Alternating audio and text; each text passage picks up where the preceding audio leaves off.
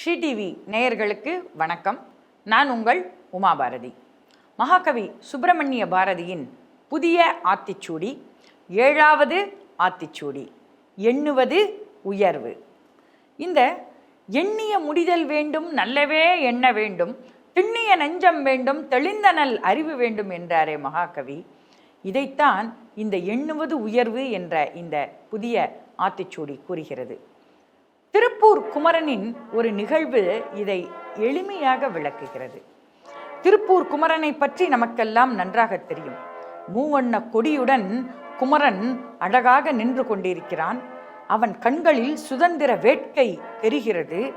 அந்த இடத்தில் அருகில் அவனது தாயாரும் அவனது மனைவியும் இருக்கிறார்கள். அவனது தாயார் கூறுகிறாள், அன்னை சொல்வதை கேள், நீ இப்பொழுது இந்த கொடியுடன் வெளியில் சென்றார் அந்த வெள்ளைக்கார பரங்கியர்கள் உன்னை கூறு கூறாக்கி விடுவார்கள் குமரா என்று ஆதங்கத்துடன் கூறுகிறார். அவரது மனைவி என்ன கூறுகிறார் தெரியுமா?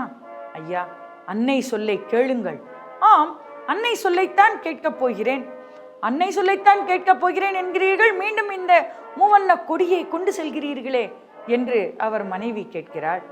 அன்னை சொல்லைத்தான் கேட்கப் போகிறேன் என்றேன். எந்த அன்னை தெரியுமா? நமது பாரத அன்னை, நமது இந்திய அன்னை சொல்படிதான் நான் கேட்கப் போகிறேன். இந்திய அன்னைக்கு சுதந்திரம் வாங்கி கொடுப்பதற்காக ஒரு உயர்ந்த எண்ணத்துடன் நான் இங்கு சென்று கொண்டிருக்கிறேன். என்னை யாரும் தடுக்காதீர்கள் என்று வீராவேசமாக, அந்த நிலையிலும் திருப்பூர் குமரன் வீராவேசமாக வெளியில் செல்கிறான். சுதந்திரம் வரும்போது வரட்டும், நீ வெளியில் போகாதே என்று மீண்டும் அவனது தாய் அவளை தடுக்கிறார். அம்மா, விடியும் என்ற நம்பிக்கையில் நாம் விழிகளை மூடுகிறோம். வாழ்வோம் என்ற நம்பிக்கையோடுதான் நாம் இந்த உலகில் வாழ்ந்து வருகிறோம். ஆக சுதந்திரமும் அப்படித்தான். நமக்கு நம் நினைப்பு எல்லாமே உண்மையாக உயர்வாக இருந்து விட்டால் நம் நாட்டிற்கு சுதந்திரம் எளிமையாக கிடைத்துவிடும் என்று அழகாக கூறிவிட்டு திருப்பூர் குமரன் செல்கிறான்.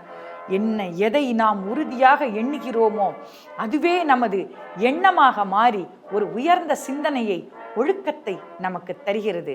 இதைத்தான் மகாகவியின் 7வது புதிய ஆத்திச்சூடியாகிய எண்ணுவது உயர்வு நமக்கெல்லாம் நன்றாக விளங்க வைக்கிறது. அடுத்ததாக மகாகவியின் 8வது புதிய ஆத்திச்சூடி, ஏறு போல் நட. இதை அடுத்த பகுதியில் பார்ப்போம். நன்றி, வணக்கம்.